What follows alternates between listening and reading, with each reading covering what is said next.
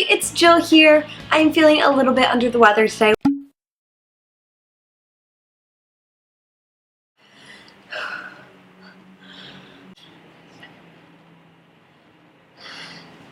Wait, why do I literally feel like I'm gonna throw up? You're gonna, sorry. Which is why I'm just chilling in this sweatshirt. Also, it's an awesome Gryffindor sweatshirt, so like, why would I not want to wear this? But I really wanted to film a video for you guys where I shared with you 10 life hacks you need to know about iOS 10. It just came out. You may know some of these things, you may not. There are like lots of new things aside from it just looking drastically different. There are all of these additional features that have gotten added in, and so I did a little bit of research about all of the really cool new features, and I wanted to share some of them with you. So our new features start right here on our home screen, and that is by swiping this way, you can get to your camera, or by swiping this way, you can access sort of that widget list that you can get when you unlock your phone. But the cool thing about this is that they have some new widgets that you can add in. So if I go ahead and unlock my phone and swipe this way, I can actually go down here and hit edit and look through the list of widgets available to me and go ahead and just add them in there. So for me, I rearranged them so that it was weather and then my favorite contacts, which I think is a really like nifty, cool thing to have. Nifty? Who am I? It's a really cool thing to sort of have available right there, and then what's going on in my calendar, recently used apps, etc., etc. And I love how you can access that now from your lock screen as well. So next I want to show you a couple cool new features in your text messages. So I just sent this text to myself earlier today because I was trying to find my phone, naturally. And so one of the first things you can do is by clicking and holding down on a message, you can access a whole bunch of feelings, I guess. They're just quick replies. That way if you don't have time to respond, but you want someone to know that you've got something, you can give it a thumbs up, add a heart to it, really whatever you want. There's also a couple other cool new features in the text message section. So for example, if I type hey, down below it will not only suggest words, but it will also suggest emojis to replace what I'm doing. And as you can see here, if you type multiple emojis in a row up to 3, it will send really big like that, not like in a normal message. Another cool feature is you can type hey, and if you hold down on the send button, it'll give you a ton of options here. So you can pick the way that you want your message to look.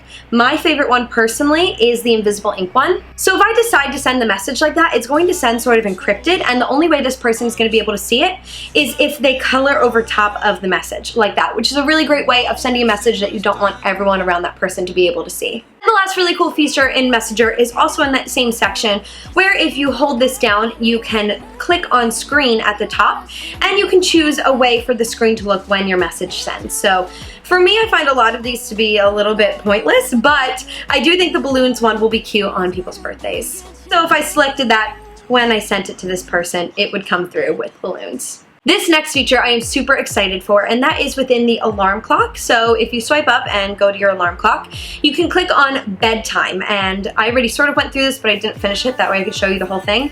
So if I say that I want to wake up at 9 a.m. and I want it to go off on Monday through Friday, and I need 8 hours of sleep, I can choose how much time I want it to remind me that it's almost bedtime. So 30 minutes before, next, you can choose whatever sound you want to hear when you wake up, hit next, and this will remind you when you need to go to bed. And will just in general help you come up with a more consistent sleep schedule, which is always better for your body. Another really cool feature that iPhone has added in is a way for Siri to interact with apps. I only had a few on my phone that she can interact with, like Pinterest, Venmo, Yelp, and LYFT, but I want to show you really quickly. So for example, I can say, hey Siri, find me fall fashion on Pinterest.